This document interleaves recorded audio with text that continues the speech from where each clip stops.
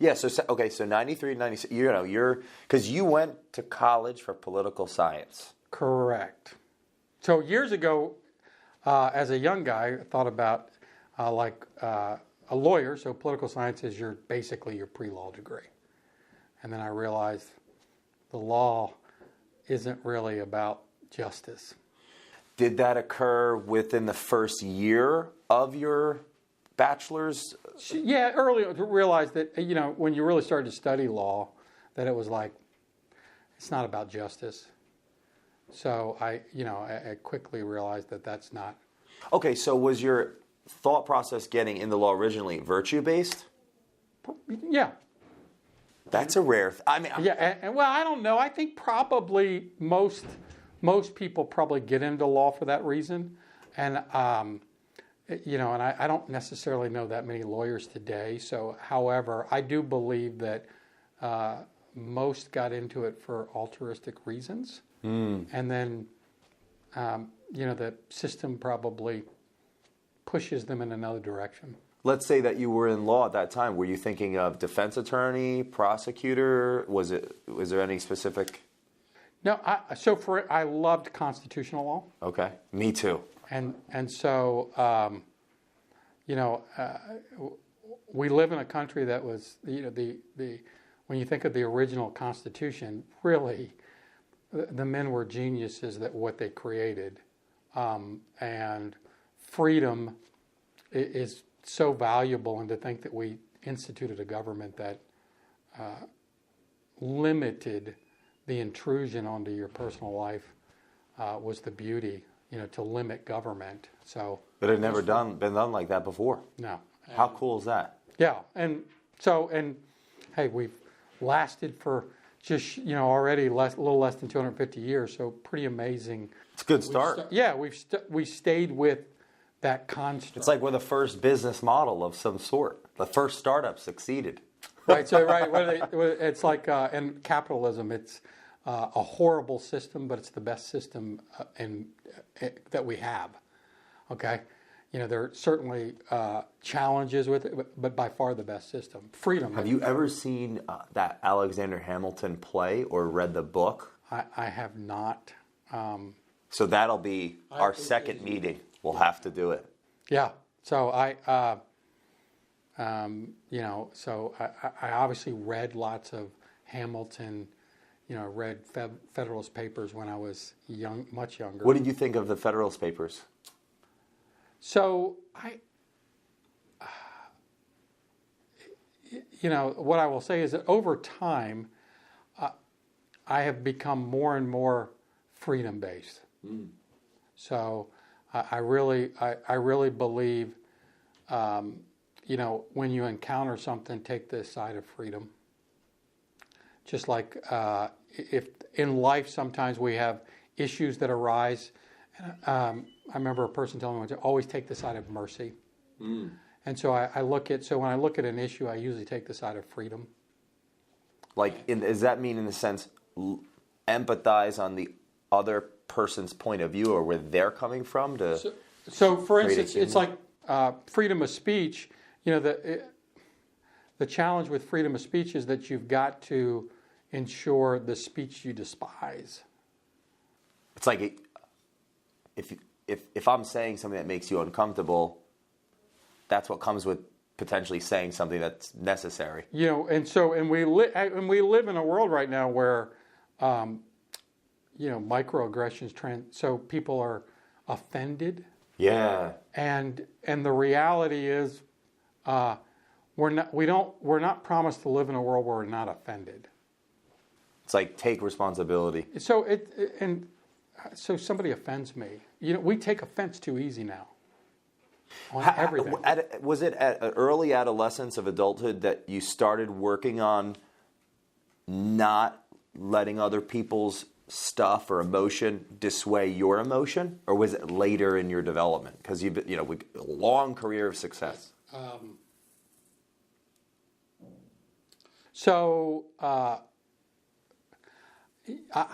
I do believe sports is a great teacher of leadership principles and those types. And I remember, in high school, before playing in college, especially in baseball, I would get upset with calls that an umpire might make. I remember a coach pulling me aside and said, you just can't get overly excited, or you got to let that stuff roll off your back, and don't allow a bad call to change your psyche. This person, were they pivotal in your development? This coach is a strong relationship. He was a very strong figure. Steve Walker was a guy who just really took the time to coach and lead. One of the things I always say about sports or in any coaching type of deal is there are two types of people on the sidelines: coaches and cheerleaders. Huh. And so, what's the difference? So a coach is about you getting better so the team achieves an objective. A cheerleader is just about positive affirmation, pushing you on. Most people think their coach is supposed to be a cheerleader. Interesting. So the coach actually, one of the things Jay always asks a person, I say, what's the difference of, what's the opposite of love? Hatred? Number one answer I get. In reality, it's apathy or indifference. And so not willing to speak truth to somebody and call them out means that you really don't love them. Powerful. And so most people want a cheerleader as opposed to somebody to carefrontation, to confront them with care. Well, it makes sense because in a sense, how can someone hate another if all they see in the other is really just through themselves? Right. So the indifference is like there's no energy involved at all. That's right. So wow. And that's one of the reasons why you see marital type relations where you have abusive, that white hot anger, and white hot love. So you see where hatred and love are really not as far apart on the spectrum. Like a mirror. Right. So it's like, whereas at 180-degree difference would be the indifference or apathy. Okay, and that on a continuum, hate and love are actually closer together than love and apathy. This individual, his name was Steve. His mentor. When did you first meet him, and was this a relationship that developed over time, being that coach? I was going to probably 15, 16-ish type of deal, and stayed into my life and into my early 20s. What do you say the importance of having that mentor and that sense for young men to develop loving relationships with mentors? So, I will say, at that point in my life, I don't necessarily even know that I understood the value of a mentor, even what a mentor was. Reflecting today, I realize you're able to go back and see how important some of those people were, in my teens, in my early 20s, that really were mentors. What I appreciated was the wisdom they had from living before, and then really to speak truth. So, like I said, the ability to say, hey, you can't get all upset about a call. So not to be just a cheerleader, but to be a coach in the sense of calling you out on what maybe you didn't want to confront. Right. You wanted me to be a better version of myself. Going into college and looking at the world as, I'm going to do good, I'm going to serve in law. You ended up in another school, a seminary. Can you explain that? So what was the switch? So the switch is I really went the business world, okay, and then like studying in college. Except for I actually got into real estate while I was in school. Finished my undergrad while I was both in real estate sales and actually married and had children. So you're full time in college. Got a real estate license, and you're 18, 19, 20, I was 21 when I got my real estate license. So was it Near the end of part-time real estate, full-time real estate? Well, full-time. What was that? What did that full-time look and like? Full-time. Because I think I was carrying about 12 hours at the end while I was working full-time. And the seminary is that I've always believed in the importance of bringing kind of a ministry aspect to the work, to the marketplace. And in the early 90s when I did that was a kind of work as ordained by God was not quite, today it's, people recognize that. Yeah.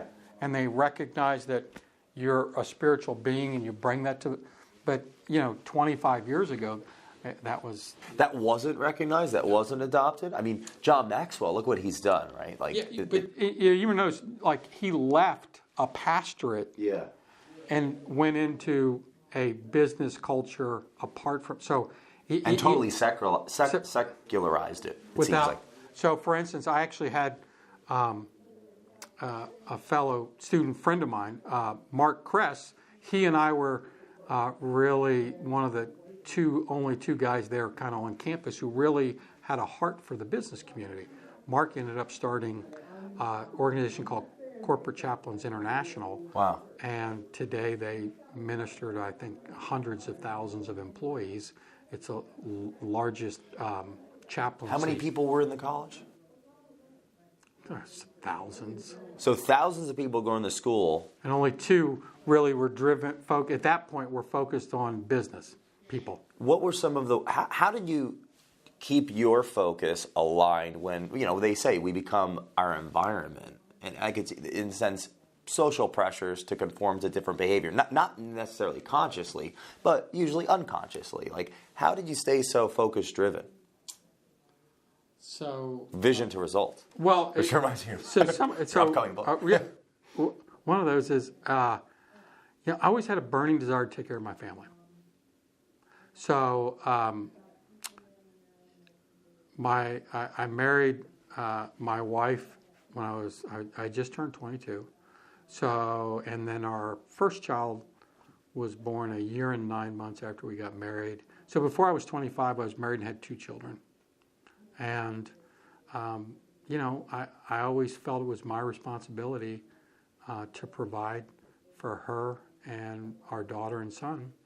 And that was my drive to work hard so that my wife could, if she chose, but what she primarily did, to stay at home with the children.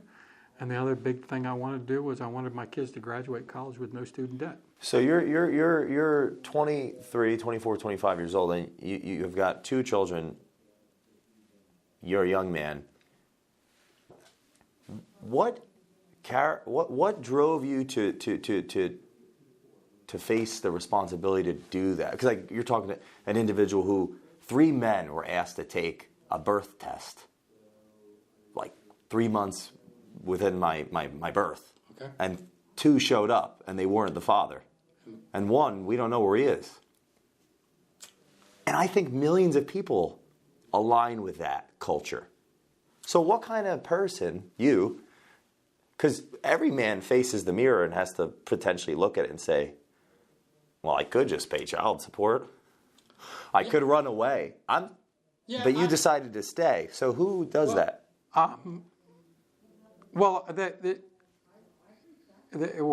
For instance, I had a commitment.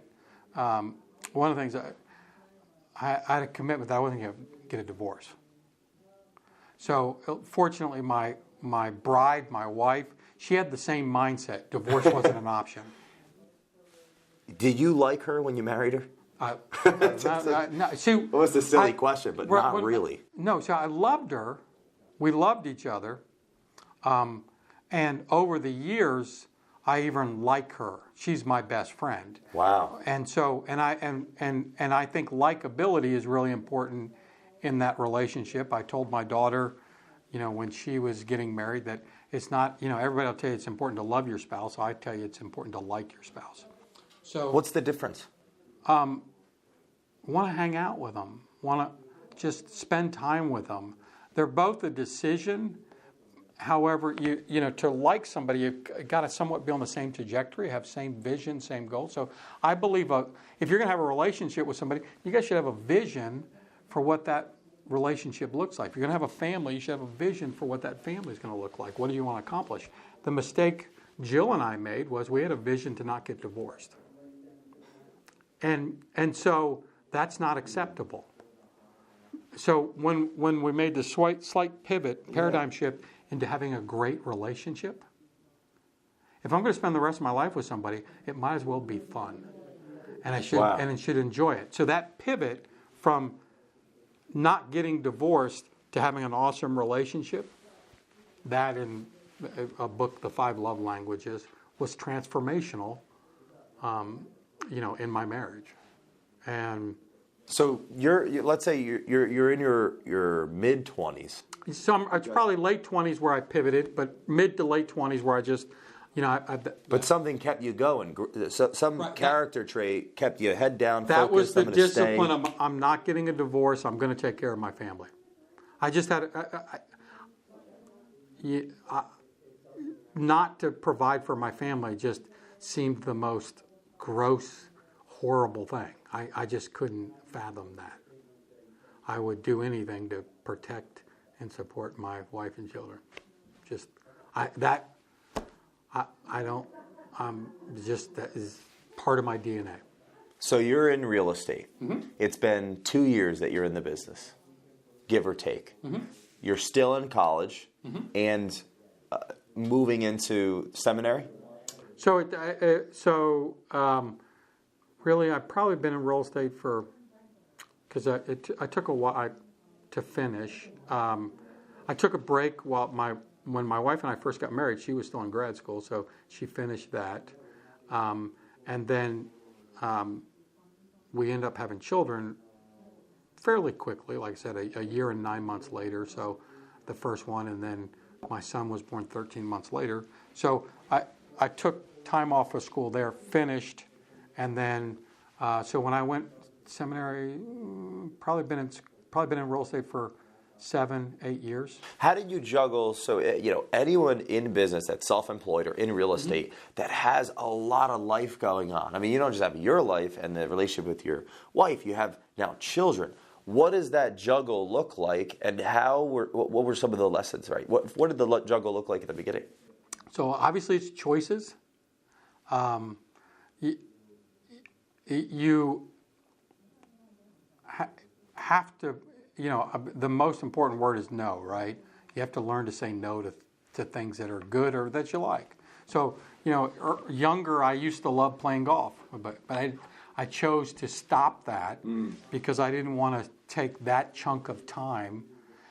Time became so precious to me that I was unwilling to take that chunk of time that was really an activity that I did with buddies as opposed to with my wife or with my children.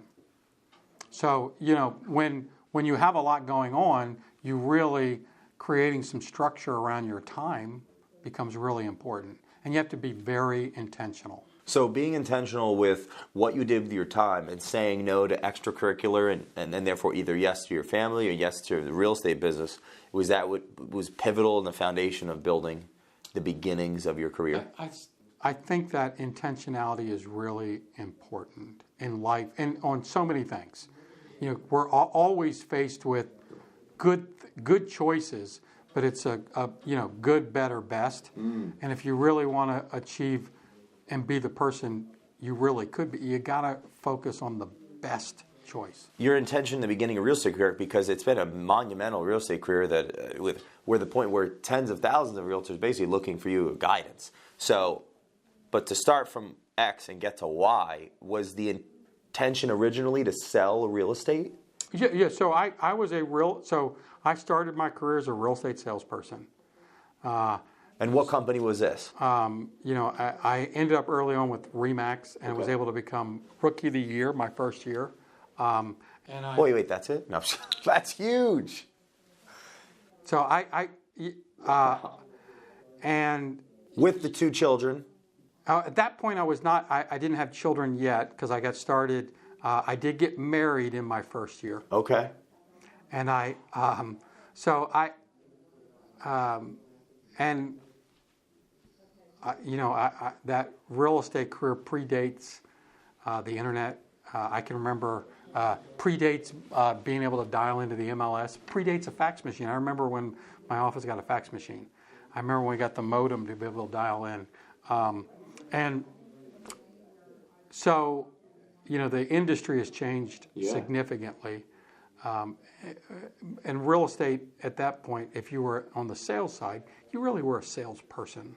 So you're brand new in the business. You've got a lot going on. You joined RE/MAX. Was there a mentor that led you that way, or was it just the branding of the company? What got you there first? So really, there was a mentor I had as far as really when I started. There was a guy by the name of Sam Chalfant. Okay. And Sam was really almost, I apprenticed with him. And so he took a piece of every transaction I did, which at that time, that level of coaching and accountability was somewhat unheard of. And Sam actually had a degree in real estate, which is not something you necessarily have to have. However, I worked, so I'm not yet married because I started, I'm engaged to my wife. I actually worked a midnight shift full-time. At an employer. At an employer, and to help fund my starting of my real estate, and I worked full-time in real estate. Young guy, you can do those things. However, about 6 months in, and I realized I'm going to get married. This isn't going to work. There's no way I can do a midnight shift 40 hours a week, work 40, 50 hours a week in real estate. And I came real close to getting out of real estate. Really? And so I met with Sam, and, he offered to loan me money. Wow. And I didn't take his money, but that transference of his belief in me that I was going to make it, and that willingness to actually put his own money at risk for me to quit my job and go do real estate full-time was the transference of belief. So one of the things that we'll need to do in life occasionally is borrow somebody else's belief in us. And I borrowed Sam's belief in me, and I quit my job that day. So he was willing to say, hey, I'll give you a loan if you just focus on real estate Quit and your get job out of that again. job and focus. You're going to win. Yep. You're doing really well. Don't quit this. I'll help you.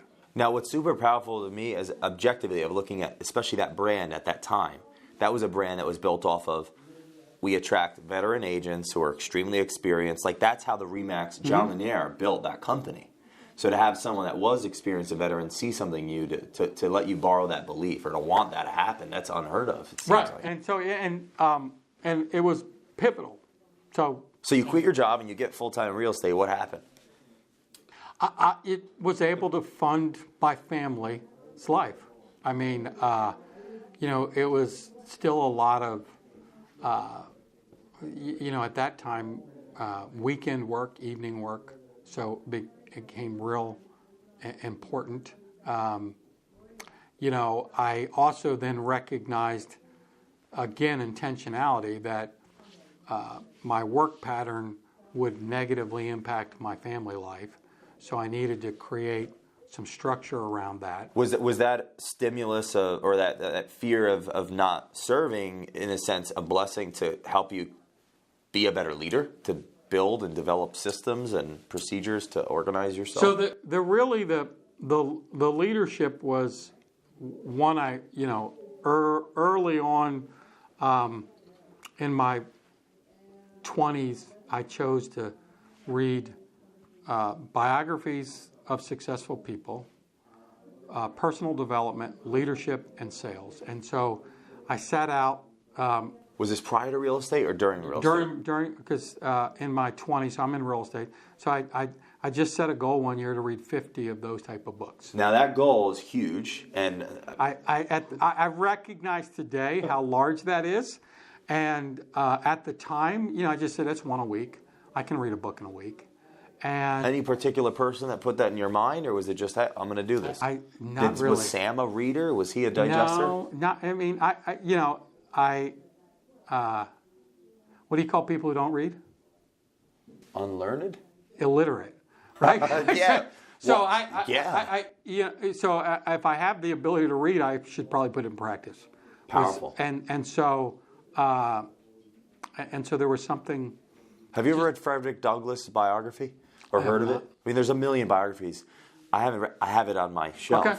However, the synopsis is basically he taught himself to read, which was the catalyst to getting out of slavery. It's a very powerful metaphor. Oh my gosh. Right. So yeah, because let's face it, if you read, you can get yourself out of a lot of different slavery. You know, we can be a slave to a lot of different things. So I remember at some point after 20 years of doing that, I realized that I'd read 1,000 books. So I was self-taught in that regard. The real catalyst for leadership change was, the real estate industry for salespeople started to create an opportunity for people to, as salespeople, to run a business. When did that start happening the most? In the 90s, you started to see that just starting in the 90s, where people started to quote unquote build teams in the late 90s, early 2000s, and I somewhat wish the industry we would not have called that teams. I would prefer that we'd have called it a business or an organization earlier on, as opposed to a team. See, because I believe you have a business first, okay, and then you build the team.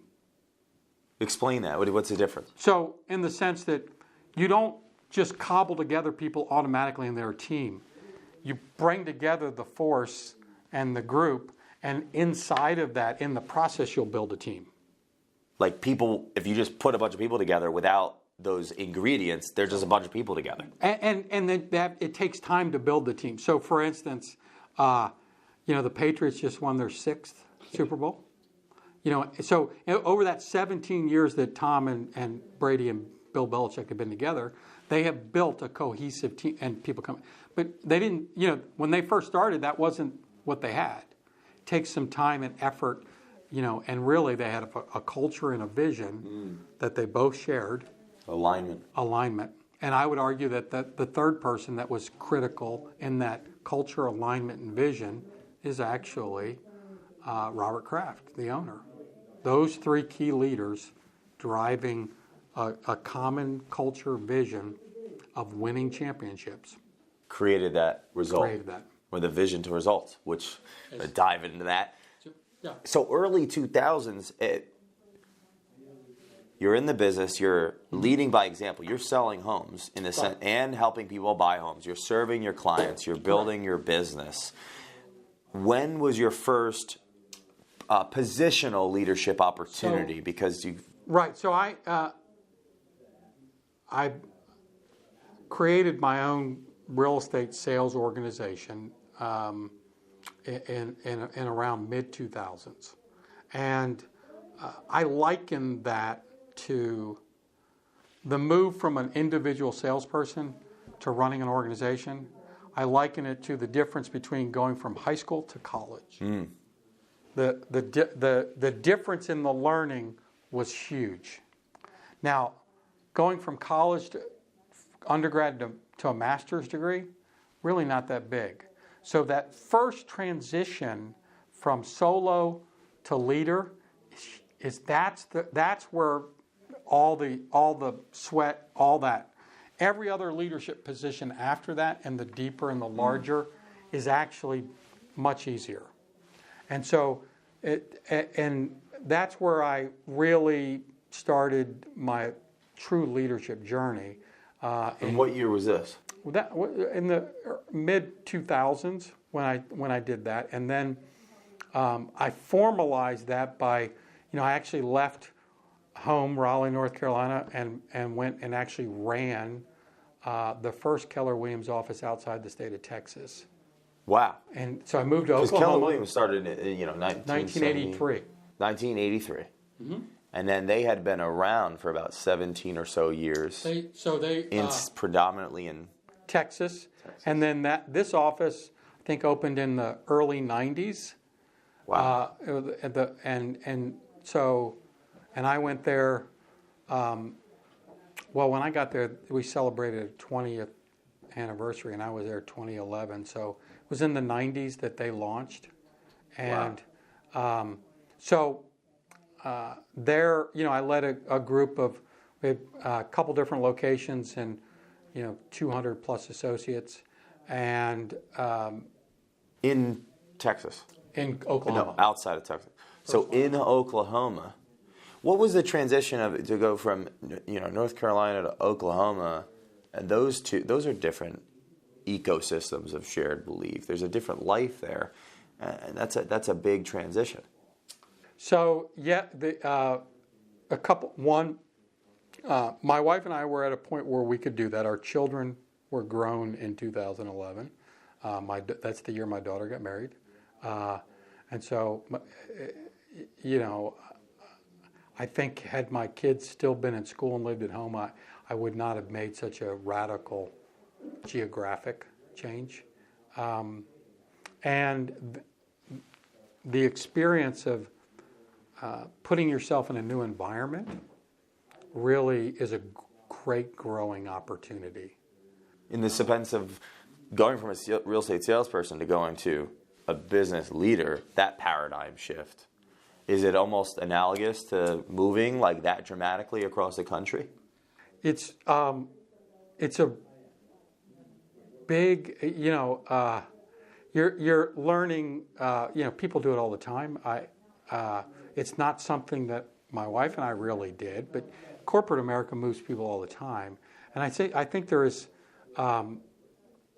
something valuable to the process of putting yourself in having to learn a new community. Whether it's where you're going to go to church, where you're going to eat, all those different new friends, where you're going to live, all of that. And there's a certain, there's an expression, if you're not living on the edge, you're taking up too much space. Yeah. And so if you move whatever that was, I think it was probably about a 1,200-ish, somewhere between 1,200 and 1,500 mile difference between Raleigh and Oklahoma City.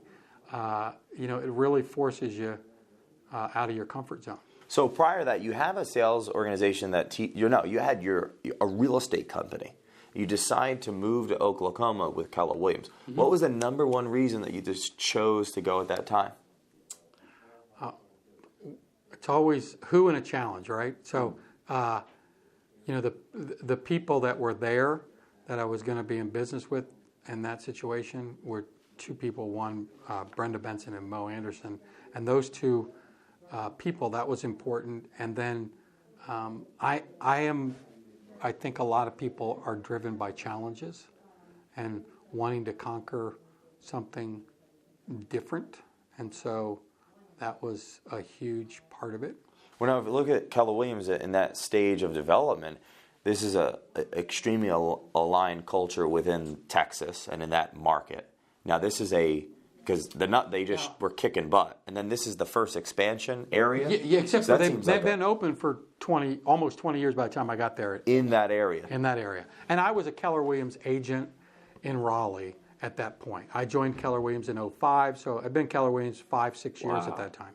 And as a team leader, as a real estate agent running a team, we were one of the top 5 real estate teams in the Carolinas for Keller Williams. So as a testament to that company, they created opportunity for people who were succeeding within the organization. So prior to that, were those opportunities even available, or they were just creating themselves as they developed? So prior to that, I was with a different firm, great firm in Raleigh, and I spent many years with them, and really great people. However, to stay there would have been an independent sales agent, and which I could do and get paid real well. But I just had that at that point after years of reading leadership and understanding the importance. I wanted more. Do you feel like, in a sense, being open, being curious, growing and learning, you keep growing, people around have to grow, or else it's almost as if it flops on its side. Those that were the mentor become the mentee, and then... And Jay, once your mind's expanded, you can't take it back. right? So once I'm expanded to leadership, then the importance of that. Throughout my life, I've always gravitated toward leadership roles, whether it's captain of the football team, captain of a baseball team, student president. Those, throughout my life, I tended to gravitate towards those things. Not really, maybe not as intentional, just started to happen. And it's probably why in my DNA I began reading those leadership books. So you're in the real estate business, back to that rookie year, you're dominating within the few years. And it seems though the next level is to build your own organization, your organization in a sense. Keller Williams was that opportunity. And through that development, the who and the challenge led you to Oklahoma. What's interesting is Oklahoma, I met you in Philadelphia. Yes. Maybe 7 years later? So let's see. Is when I met, maybe 7 or 8 years later. So I came to the greater, what they called the Greater PA region as the regional director in 2014.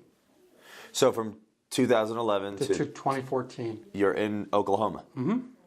And what was the culture shock? Was there a culture shock to go from Oklahoma to Philadelphia? Because those are, again. There's always a culture, there's a culture difference between Raleigh and Oklahoma City. Okay. Raleigh is, not necessarily quintessential. It's a southern town. And so more of a southern culture. Oklahoma thinks there's kind of, I think it's a blend of southern and midwestern, okay? And then there's obviously a change from Oklahoma City to Philadelphia. Philadelphia, northeast, that corridor, the Alexa corridor, is a very fast-paced, go, just a totally different culture and mindset. Now, the area that I was responsible for covered from all of the Pennsylvania, Delaware, and about 2/3 of New Jersey. So, for instance, to me, the difference between Philadelphia and Pittsburgh's a much more Midwestern mindset town. Philadelphia, definitely that Alexa, high drive, What's the number one skills, or I guess say maybe trait, was it personality trait that has helped you develop relationships with people from different places and different languages that they speak, and it's not necessarily a different language, but there's different language, dialects. If I there's some southern words that if I spoke Southernese to you from Philadelphia, you might need an interpreter on a couple of words, but.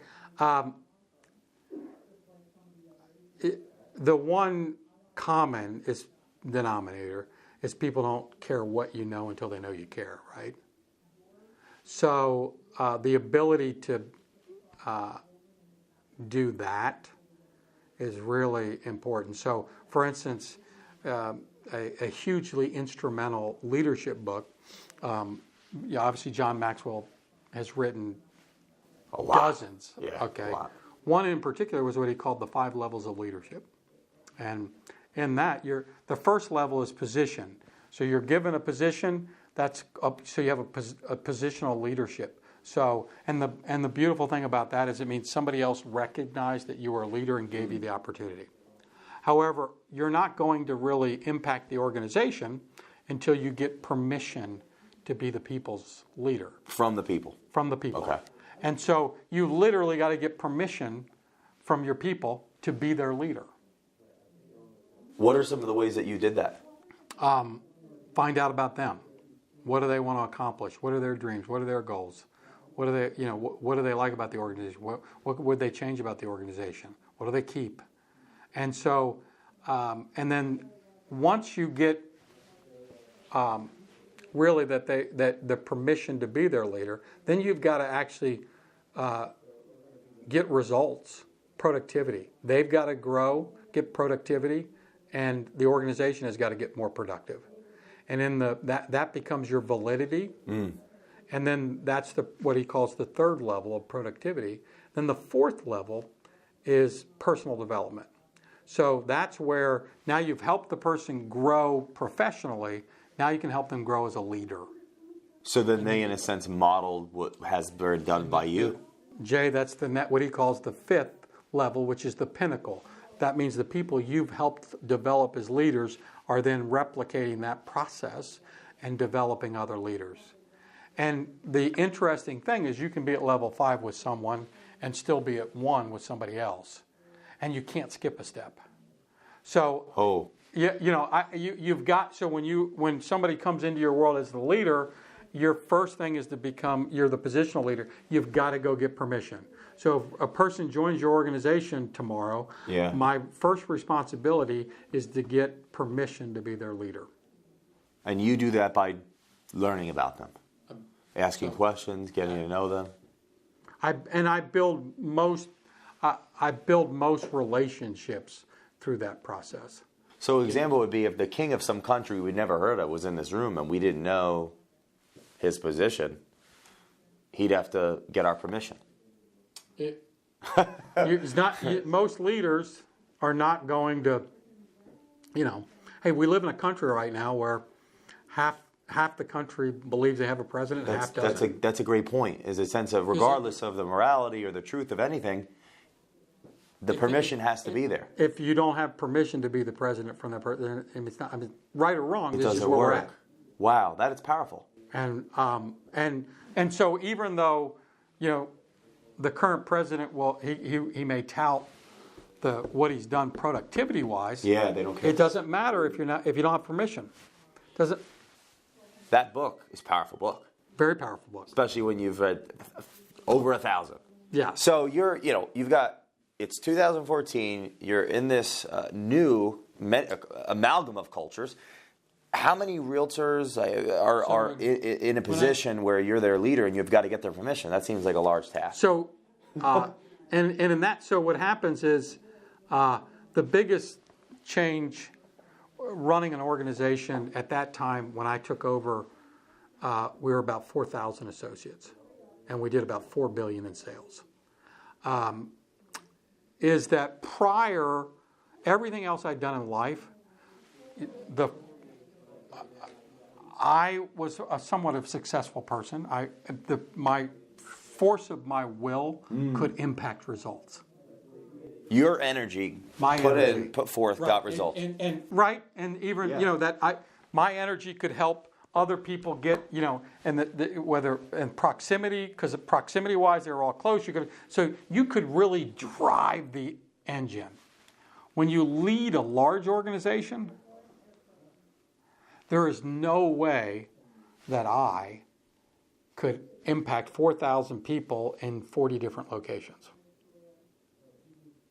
And so the real essence of leadership was required, and that was where you influence results by influencing people.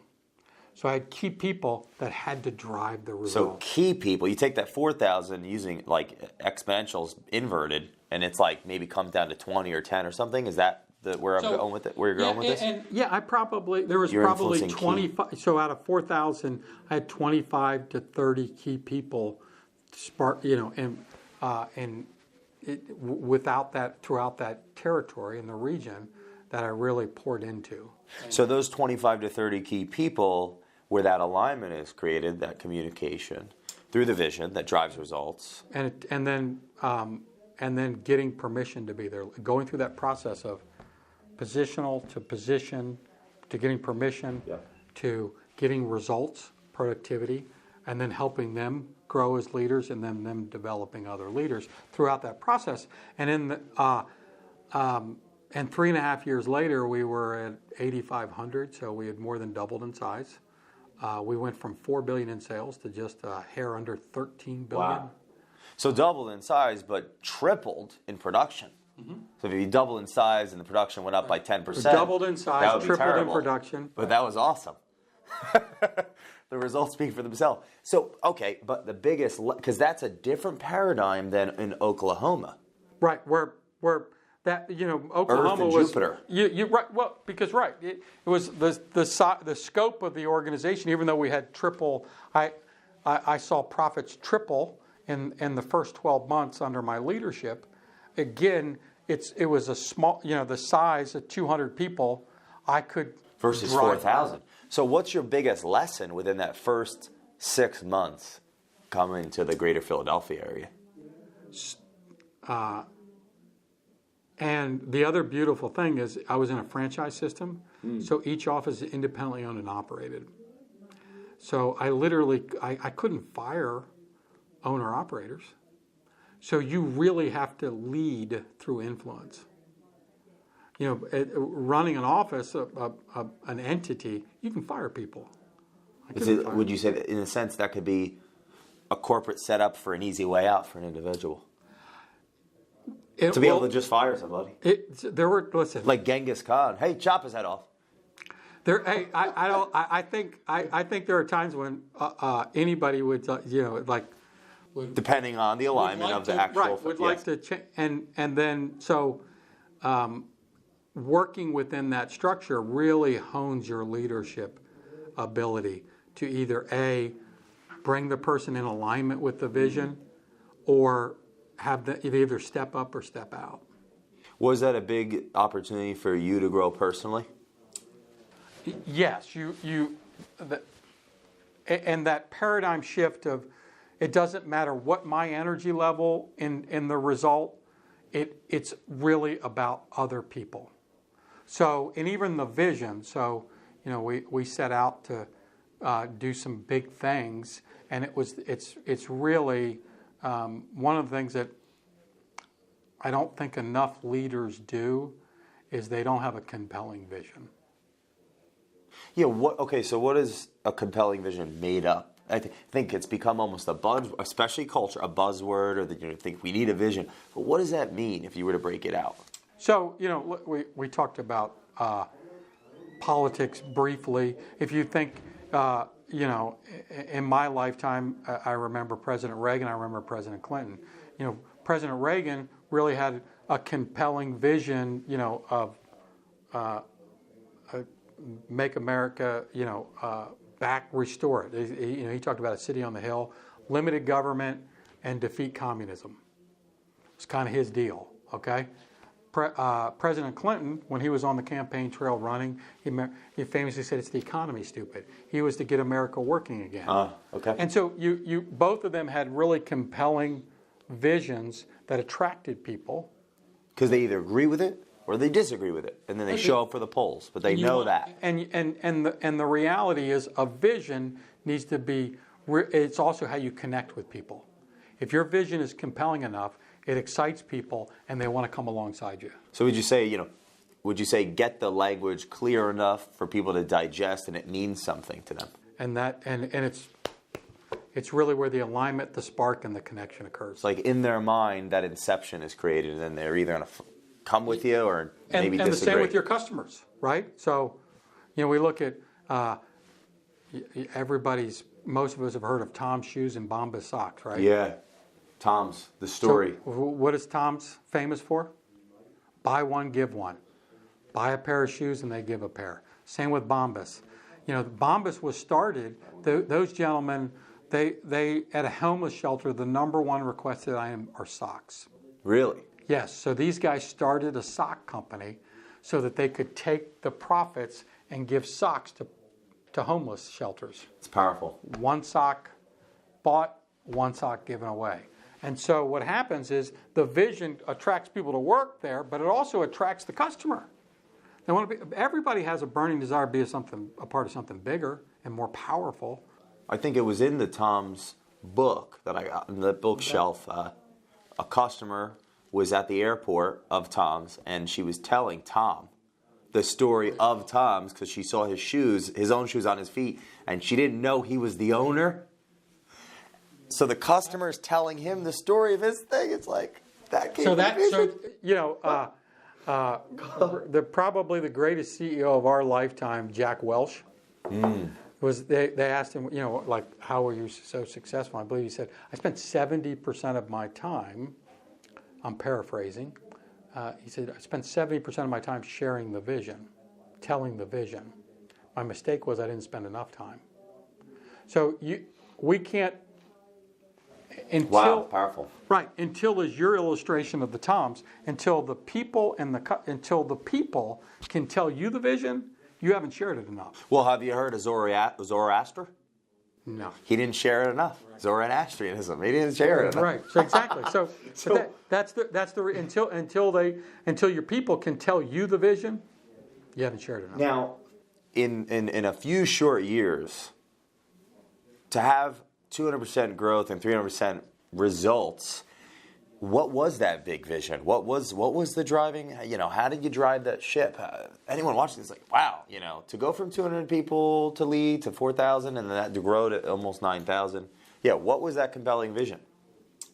So I understood that as we dominated the marketplace as a real estate organization, the lives of my people became better. So down to a real estate agent in Bluebell or Pittsburgh or Cherry Hill or Newark, Delaware, if they were with the number one real estate company in the marketplace, it would be easier for them to support their family.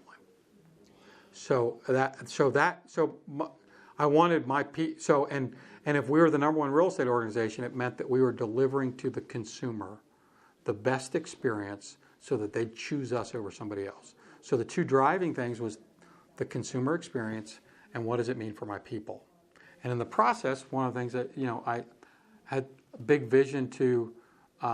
We're fortunate. Keller Williams has a structure to share profits with their people, and so I had a goal that we would share $10 million in profit with our people from our region, that we would create 1,000 millionaires, and we would sell more than $10 billion worth of real estate. So we'd have more than 1,000 millionaires, 10 million in profit, and profit share shared with our people. Profit share, meaning as the company grows in profit, it actually shares that with the individuals that work with the company. Win-win or no deal. And 10 billion in sales. And 10 billion. And it sounds like those were accomplished. They were accomplished. A lot of people set out, it's actually it is a statistic, people that get their PhDs, all the time that it takes to study and then write and accomplish it, that there's a bout of depression, even athletes, 30 days, 60 days post accomplishing the goal. After you clear that vision, was there a loss for motivation, or is there a solution to that? What was that like, accomplishing such a large goal and then it being accomplished? So, and you're already looking longer term out and creating, because I do believe you create it first in your mind, right? You see something first. In your mind. In your mind. Before physically. Right, before you. And so you begin, and because as an organization it grows and achieves, as you bring new people in, there's new people to impact and change. So I think that you're always driving. So think of March of Dimes, the charity. Okay. Do you know what they're trying to eradicate? No, what is March of Dimes? That's like prenatal birth defects, right? Birth defects. However, what makes them unique is they originally were started to cure polio, and they did. So they didn't cured stop. What they right. So a lot of they even though they created it, then they just created a new vision to attack something else. It's a great example of what we should do. Knowing that story, did that help you with when you were in that position of did you have a bout of what's next, or did you already have that figured out because of that understanding? So I think some of us are born with the blessing and a curse of next. So steps ahead. Chess, not checkers. It's in a sense of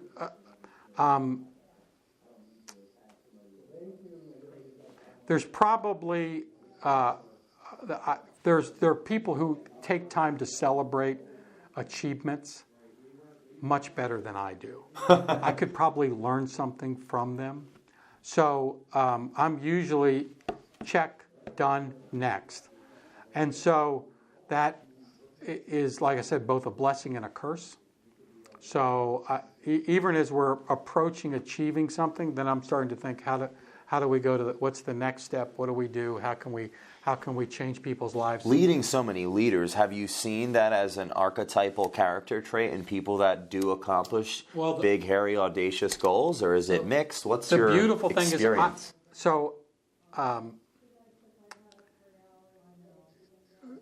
The tapestry of mankind is beautiful, right? and so you've got all kinds of different personalities, and within that structure, all kinds of different people can be leaders.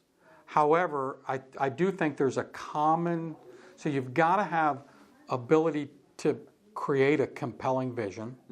You've got to have the ability to communicate the vision, because it's in the communication of the vision that you actually connect with people.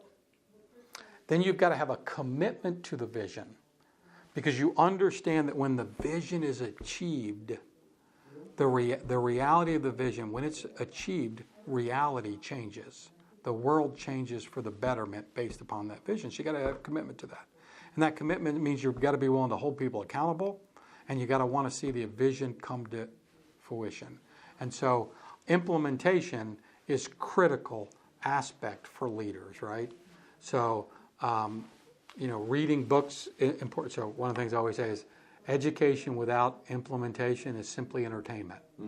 Okay? I don't want to read books to be entertained when it comes to development. I want to implement so that I get results. And so I think most leaders have that ability to create a compelling vision, connect to people, a commitment to the vision, and they see it through and get results. Do you think that that leadership and virtue can be mutually exclusive? It's a great question. Because I could say Adolf had a clear vision, made a commitment, drove the results. Like in this world, especially now. So and what I will he certainly was a leader, correct? Now he used his leadership skills for universally atrocity, horrible, okay, and we don't need to stop with him. We can go to Genghis Khan, Alexander the Great. Throughout, we have all kinds of examples of that. Of people distorting leadership, and most times it usually starts to be self-serving. So when you see leadership that becomes self-serving, you know it's a fraudulent, inauthentic leadership. Like coming from falsehood versus truth. Yes. Because you can use those patterns of influence to get what an outcome.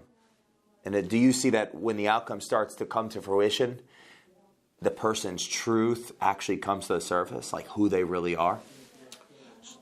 Like they may not be up to the right things. Or they were always that way. It may have been hidden.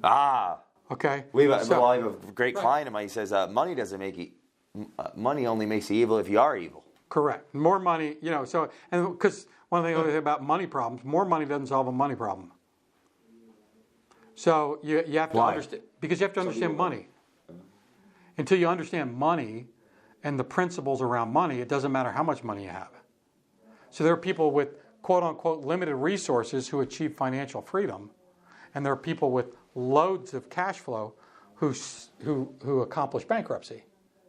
Because it's not a question of the amount of money; it's your question of what's your understanding and how do you manage that. So would you say that's even similar then to leadership? Absolutely. So leadership can be used for great good, and there are people that can misuse those skill sets, those principles, And typically, it's usually about self-serving, whereas true leadership is about their people and the organization. So a simple definition of leadership is, are your people getting better?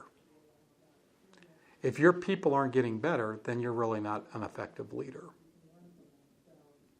So coming into 2018, there was a big decision that you made to check another box of impact. And it kind of aligns with, I think, this conversation, because there could be a lot of leaders in the world. The question is, what's the result? Is it good or is it evil? And I think that kind of ties into coaching, corporate, consulting, mentorship. Tell me about that. Yeah, and I absolutely feel that leadership is one. The world we live in now is, there's a real vacuum. So, I grew up in an era where, even whether it's in churches, businesses, political, I mean, everybody's a politician today. There's very few people who are really statesmen putting the country, everything is partisanship. There's no real leadership. And in business, too much emphasis on a quarterly earnings report as opposed to leading an organization. So it stemmed from the need to hearken and remind people of really the innate purpose of leadership. I believe people are really chosen to be leaders. What do we say to people in business today where they're like, yeah, you could talk people over profits all day long, but show me that on a P&L? Because those questions come up. Yeah. So yes, and the reality is when you take care of your customers and your people. So it's, if you want to take care of your customers, the best way to do that is to take care of your people, because they take care of the customers. So, for instance, I was talking with a business owner, and part of the struggle is real when you're building a business to support your family and provide for you, right? That struggle's real. And coaching and consulting with him, talking about that process, and I understood that. His eyes lit up, his whole countenance changed when his business is he provides private airplanes for business leaders and executives, not Learjets, but just private. And when he began to get animated when he talked about how he could change the life of people where they didn't have to fly commercial, they didn't have to spend all day at an airport, where they could go. Can I have his number? Already. But even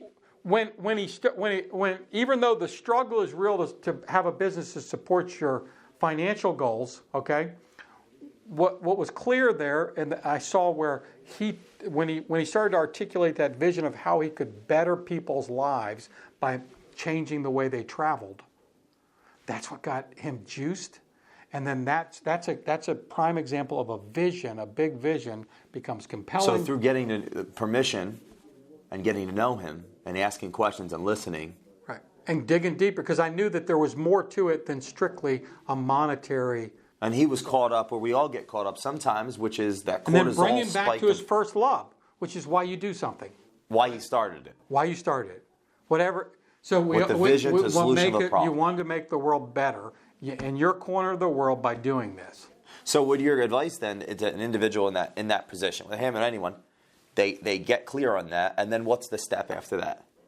So one is articulate your vision. And we see vision, I call it words on the wall. Okay. There are words on walls all over America, right, in businesses. But they're literally just that, words on a wall, where people don't even know what they mean. They don't mean anything. It's not talked about. Then it doesn't mean anything.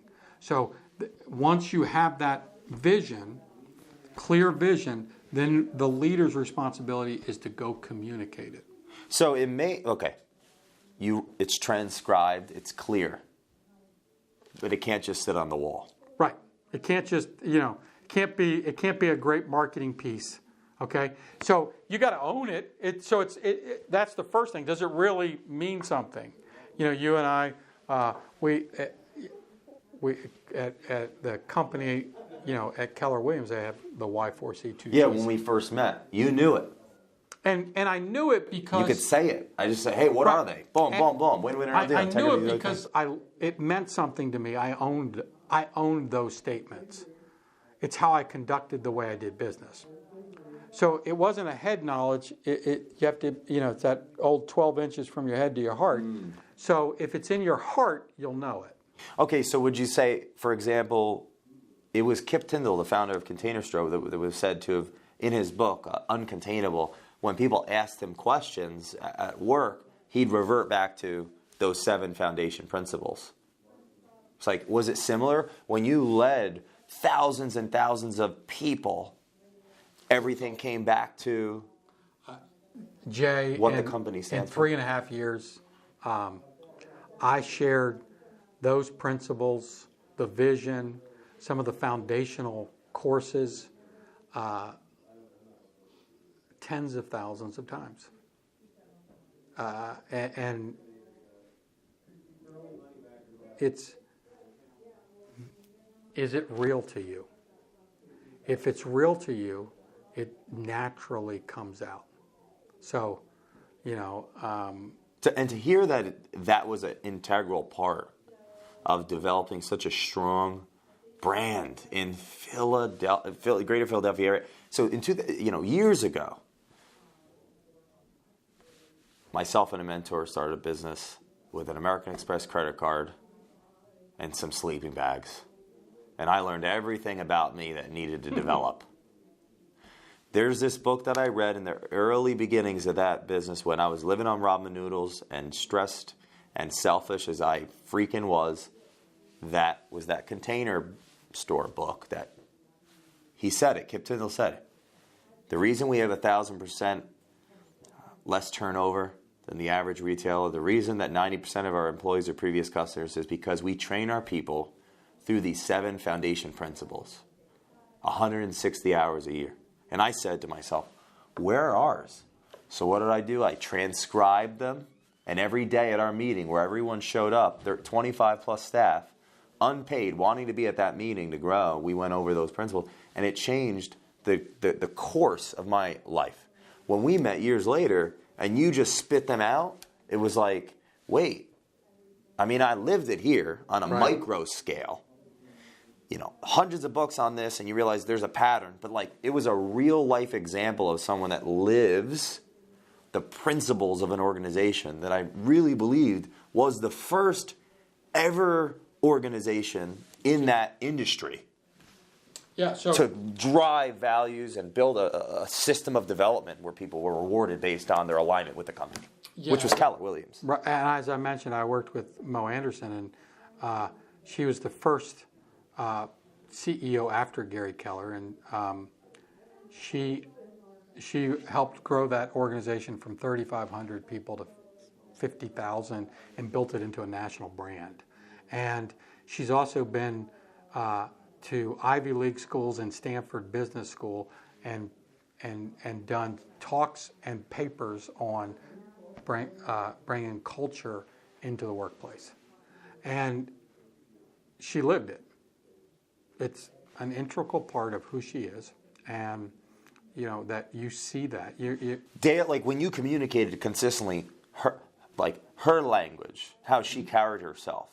What did that look like? So having the blessing of a weekly accountability call with her for 3 years, I think the key to accountability, obviously you have to be accountable as a human being, and that for somebody else, a leader willing to hold you accountable means they genuinely care about you and they want you to get better. So the first thing for accountability, the first most important part about accountability is setting clear expectations. So a lot of lack of performance and lack of implementation comes from there aren't clear expectations of this is what's expected, here's what we do, yada. So, and set clear expectations. The second critical aspect to creating a culture of accountability is then to measure both the activities necessary, the lead indicators, and the results. So you're measuring the activities and results, and then we're able to have a consistent feedback conversation. A lot of times it's weekly, sometimes it's daily. However, you're going to have a consistent feedback conversation with somebody about the results. Scoreboard versus feelings, right? So if you and I are having a conversation and the goal was to do 10 of something and you were at 9, it's just an evidence-based conversation, not emotion. So in a sense, they may not take it personally. Absolutely. It's not emotional. We're just measuring results. So you take your emotion out of it. There's less dissonance. Right. Take the feel, and then you're doing it consistently, right? The mistake in corporate America and businesses today, they either are semi-annual, annual reviews, okay? So you could have a kick-ass 11 months, and then the month before your annual review would be the worst month you have in your production, and then they're just judging you on that experience, and so it as opposed to having that consistent. So if you have the consistent, most of the time, you're having a feedback conversation with somebody, you're able to celebrate the success. So you're either going to course correct based on what the result said, or you're going to celebrate and repeat. And so if you have it consistently, more times than not, you're actually celebrating with your person the results the organization is having. And then it becomes natural, okay? You're not only getting together with somebody when we need to have a conversation. And then this way, Susan Scott's, Fierce Conversations, I believe she said the relationship is the conversation. So by having the consistent conversation is how you build the relationship with your people.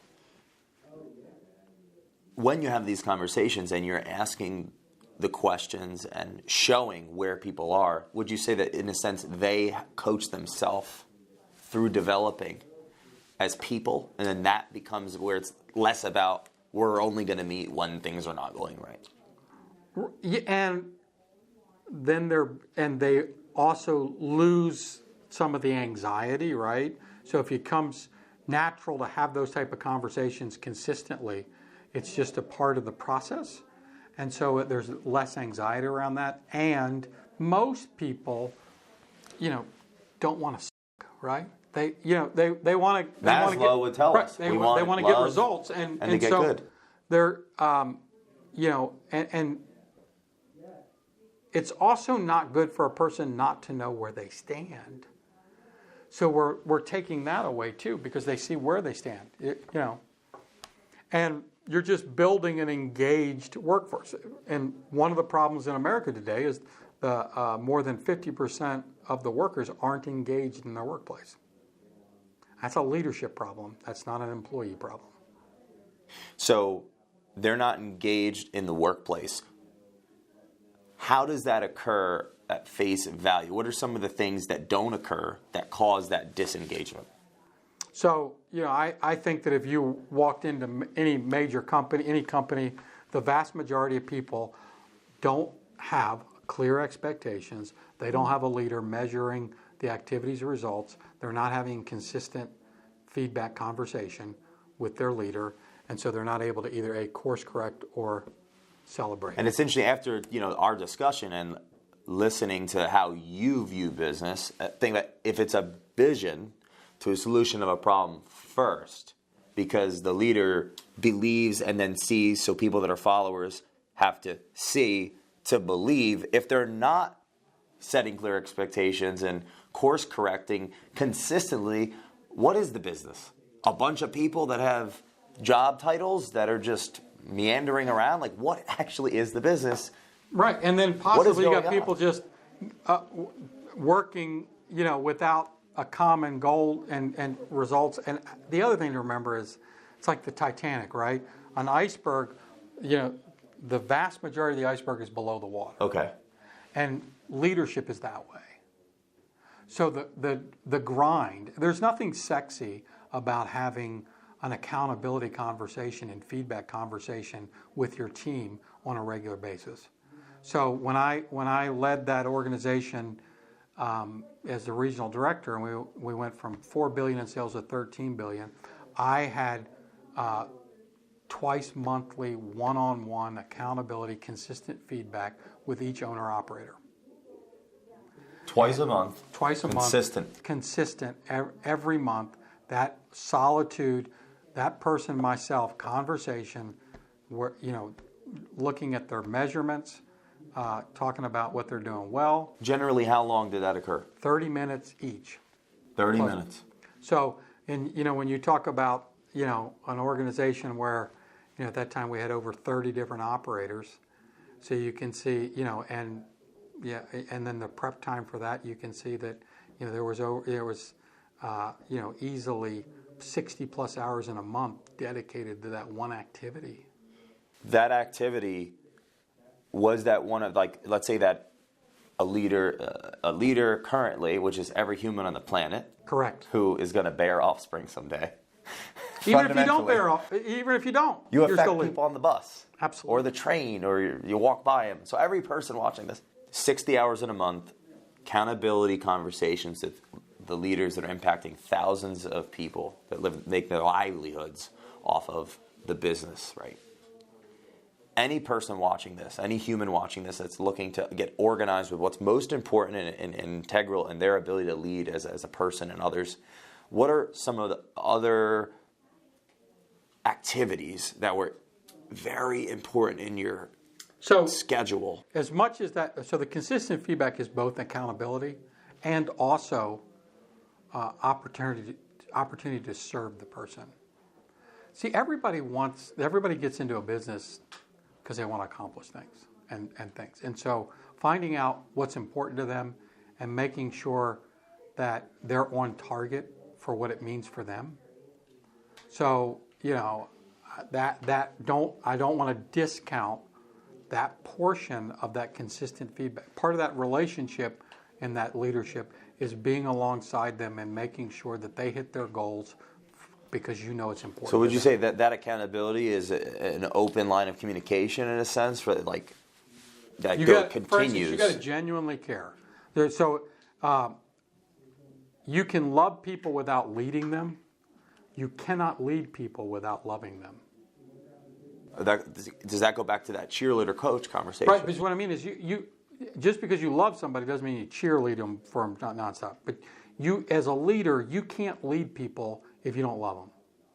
If you don't care about them, then you're back to your paradigm of the Adolf Hitlers. It's about loving themselves. It's positional about them. leadership. Do this. It's all about me. Right. So whereas you look through whether history, church, you can look at Jesus Christ.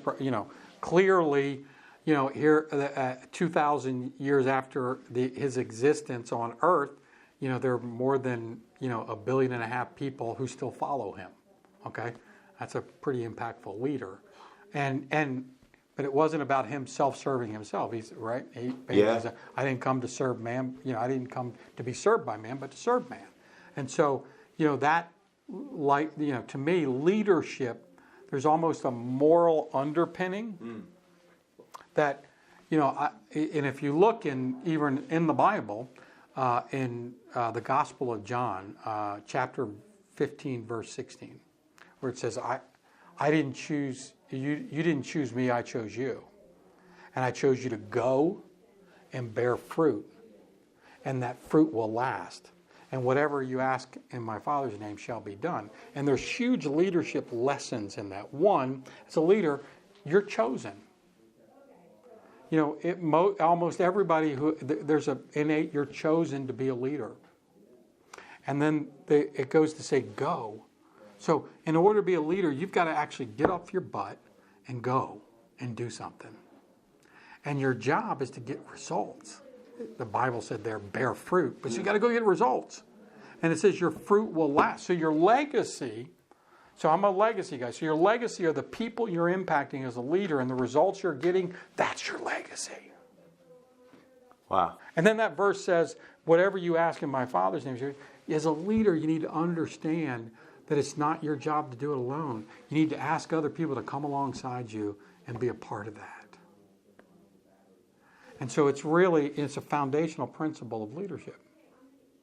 In the throes of having those consistent conversations with those that come with you to achieve that vision, when is the time for the group or the team meeting to occur in your experience of success? Because that's another thing that people look at and say, that's a waste of time. No. It's not good. So, how do I do it? Well, and you're going to have consistent meetings, right? So you're going to have, so most people running any type of organization, they met, when we were at over 8,000 people, the amount of meetings that I had with large group, they may be 4, 5, 6 times a year with huge groups, okay? And yet that's very important. And then subset of leadership in there, 50 to 100 key leaders, having monthly interaction with them, with a subset, the owner-operators weekly having a joint group call weekly where we're sharing results and that perspective.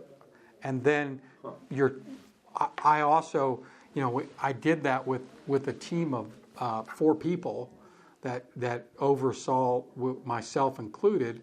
And so we did, weekly meetings, and I interacted with, 2 of the key people on a daily basis, checking in.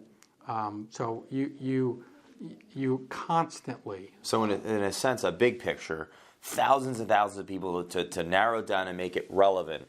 Companies need to understand, because that's huge success. Doubling in the actual amount of individuals that join an organization and tripling the revenue.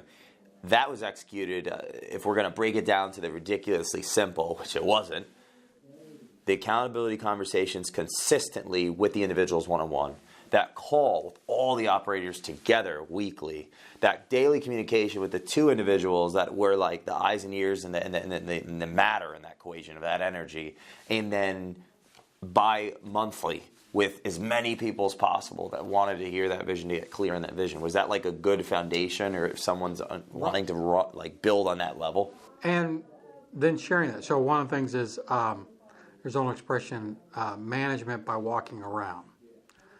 And so one of the things, the territory that I led had been around for 20 years and was considered to be fully developed. So it took them 20 years to get to 4,000. It took me 3.5 years to more than double that. And I was also the first person who made it as the leader, the first person to make sure that I was in each location every year, multiple times. So I visited people. Is that a big part of driving alignment? I think, again, it goes back to also people know that if you're willing to go to where they are, that, I think that it's put, as the leader, my job isn't to be served, it's to serve them. So part of that is, it meant me traveling and achieving that, okay? Sounds like Howard Schultz, when Starbucks had a serious disrupt in their company culture, he physically went to every single location. It was like thousands of locations. Right. And the result was, well, look at the company. Yes. And, I don't discount the leader going to his or her people, and I don't discount the value of that. Vision to results. Mm-hmm. Your book's coming out when? April 15th. Why did you write the book? I wrote the book because I believe that leaders can change their community, and ultimately that's how we'll change the world. Positive impact of what leaders accomplish in their local community, in their family, at their place of work. Leadership is critical to us achieving the world that we want to see. Who's this book for? Is for leaders of organizations, businesses. It's also for leaders of nonprofits, community. And I think that in my mind, leadership is really personal. So I don't care who you are, you're leading some group. Some of the biggest lessons that you've developed in yourself after writing this book. I mean, writing a book is a lot of energy, a lot of effort. How did you overcome yourself in doing that? So one, as true anything in life, building a little bit of a team around that. So, I had a guy who worked with me on that. You have editors because my spelling and punctuation, I'm sure, is. Another thing we have in common. Yeah, there are teachers, there are English teachers all over getting ready for their red ink with me. So it is a team, and yet, and part of that is understanding that there are people that are more skilled in different areas. Like, I'm not the guy to design your book cover, so having a team that actually does the book cover is much better than if I did it. It wouldn't look so hot if I did it. And being the leader doesn't, one of the things is you don't want to be the smartest guy in the room. Powerful. Right? Well, I mean, it sounds like if you sat here and said, well, I did it all myself, I'm the only guy to do it, it sounds like it would contradict everything about leading. But no, you acquired the team, you built the organization, and the team came. No,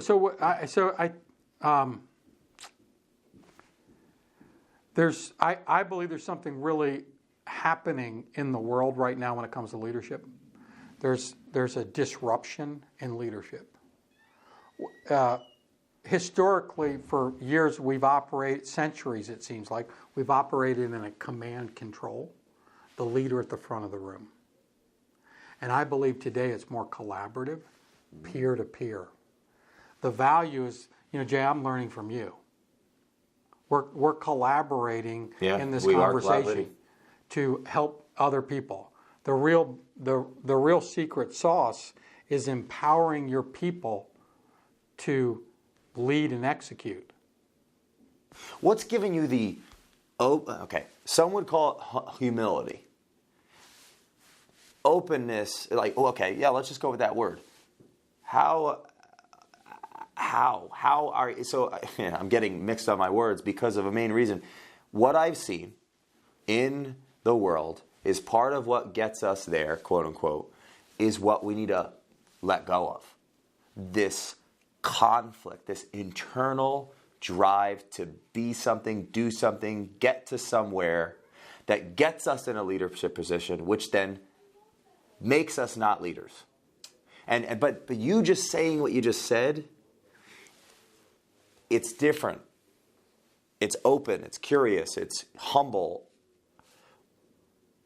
Was there an experience that led you to have that moment? So was it a mentor or what? So really, it might be circumstance.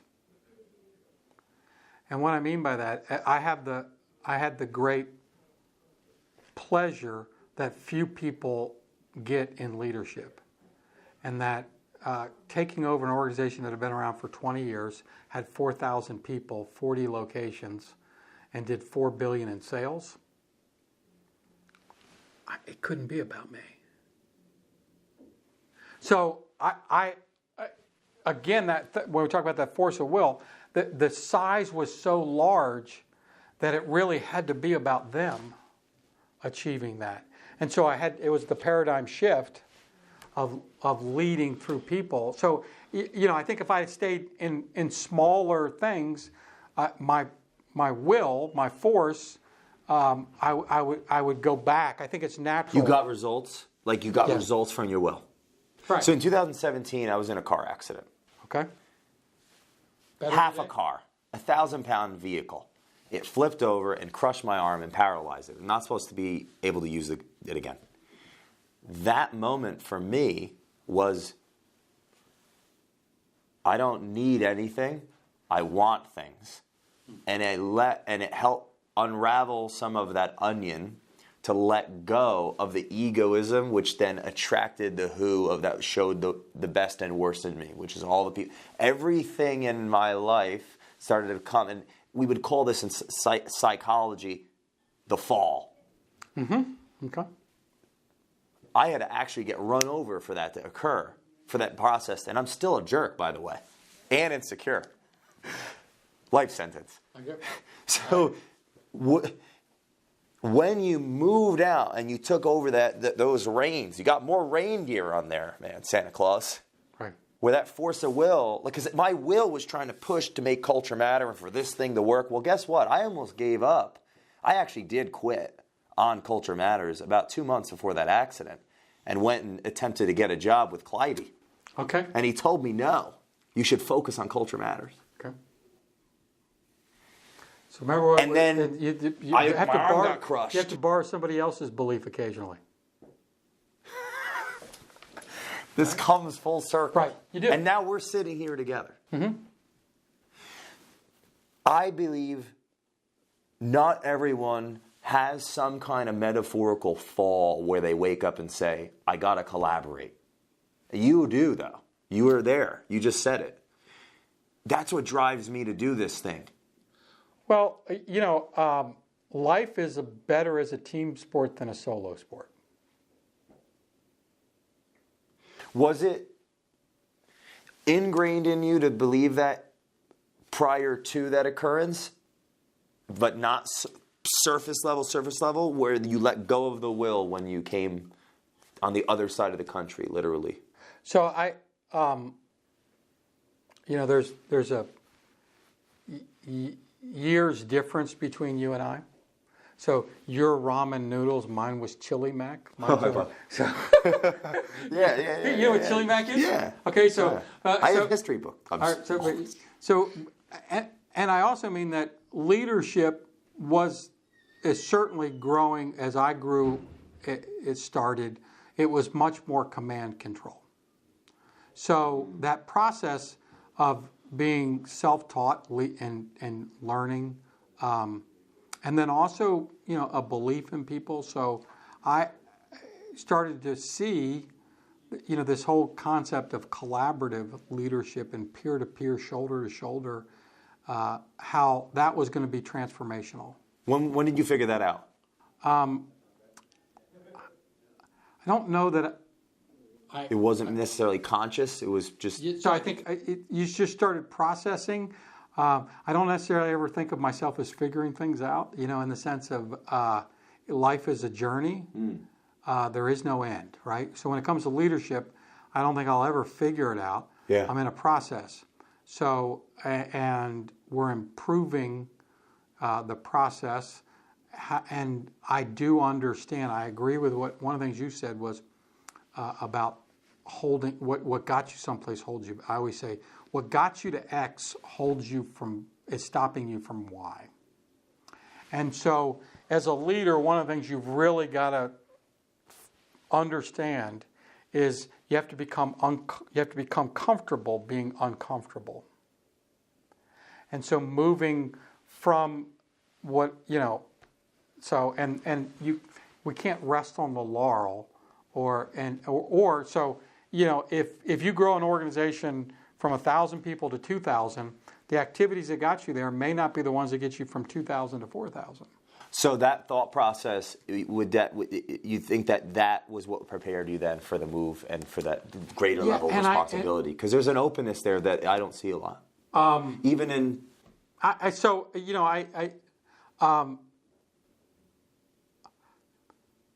not as false humility, and genuinely I believe, I am a leader. However, B, I believe in the power of the people in an organization, and why wouldn't, I think the biggest thing that an organization can do is hire talented people and then have them tell you what to do. Otherwise, why hire them? Otherwise, let's just go AI and robotics. Okay? I love that. Hire talented people and let Have them tell you what to do. and have them tell you what to do. And have, right. It's like And that's the intention. And so part of that is so it takes a confidence level probably to allow other people to take credit. I believe as a leader, you should be out front only one time. When? Whenever there's a fail. Then you step up front and take the responsibility. Because there's something I did because my people are better than that. So I didn't communicate something. I didn't create clear enough expectations for my people to achieve what they should have. And when there's a success, I need to be behind the scenes because it's what they did. In this leadership arena, this culture arena, there's a contemporary, I guess you could say, of ours, great respect to this guy, Jocko Willink. Yes. Extreme Ownership. I remember reading his book, and he talked about how after this atrocious occurrence in Baghdad, he stood up and said, I take responsibility. It's the reason he kept his job and got promoted. And he was like, what? Why? And then the lesson was what you just said. Correct. And that, his next book, his current book, is The Dichotomy of Leadership. Yes. And so and there is that dichotomy of A, confronting people, and B, the dichotomy of, a leader is comfortable with their people getting the credit. And I think the essence of leadership is it doesn't matter who gets credit. You have to believe in your vision to the point all you care is that the vision is accomplished. So for instance, if your child is sick and dying and you pick them up, rush them in the car, take them to the hospital, and the doctor performs a miraculous surgery and saves their life, are you going to go around saying, I'm the one who drove them to the hospital? Of course not. Because it's not about who gets the credit, it's about the result and the vision. It's so powerful because when we talk with cultural architecture, creating ideas, story, language, symbolism, the medium is the message. That idea must be articulated through all of what I just said and more, and then the influencer has to get out of the way. So the employees actualize through that idea. And there's just so much alignment. And their stories need to be part of the stories. Their personality brand aligned to that idea, so then they can develop, and that cycle of mentor-mentee, mentee to mentor, and so on forever goes. Words really matter. I mean, hey, one of the things about that we live in a world today that's great in the sense that the person with the best story wins, right? In the internet, the great equalizer of the dictator. Stories matter, okay? If we think about even our conversation, a lot of the conversation today was about different stories, different experiences.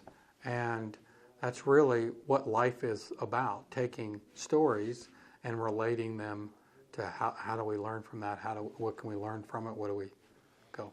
If we could take a time machine and go back, you're on the baseball field. You're 16. Okay. Knowing everything that you learned today, real estate, family, developing all these companies, and what story would you tell yourself? All right, so I won't go all the way back to 16. I'll go back to 22. Fair.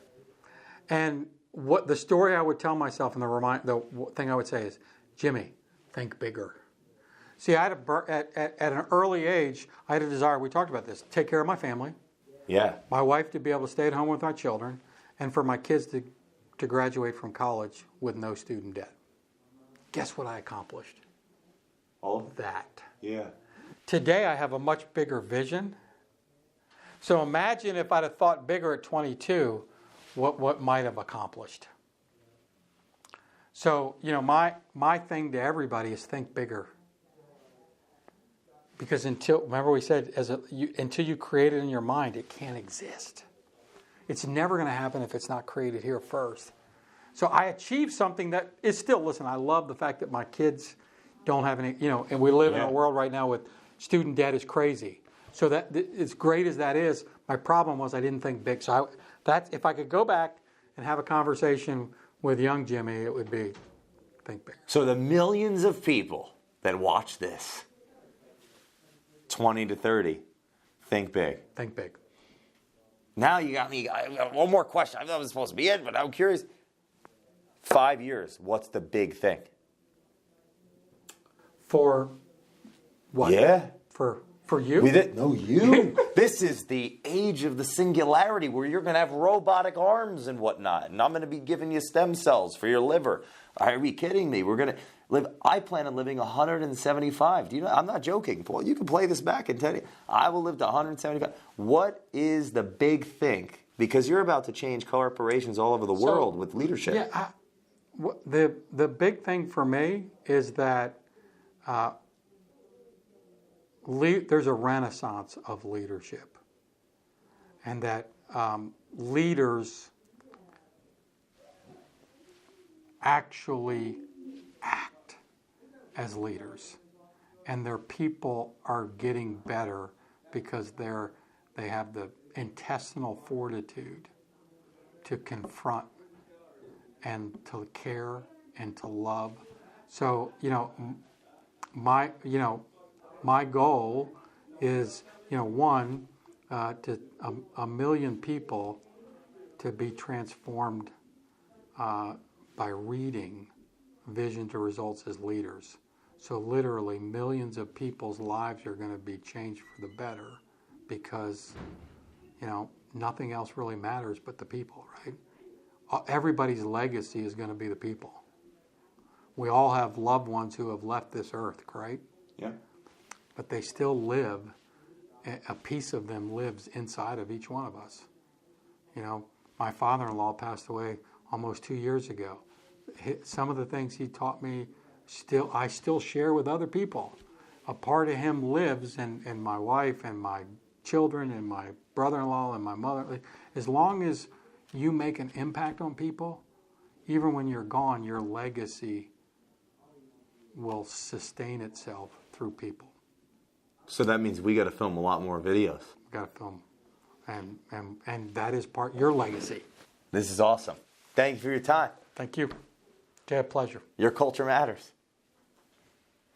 And I will say this: you exemplify the importance of culture as mattering. Thank you. On who you are and what you do. Thank you.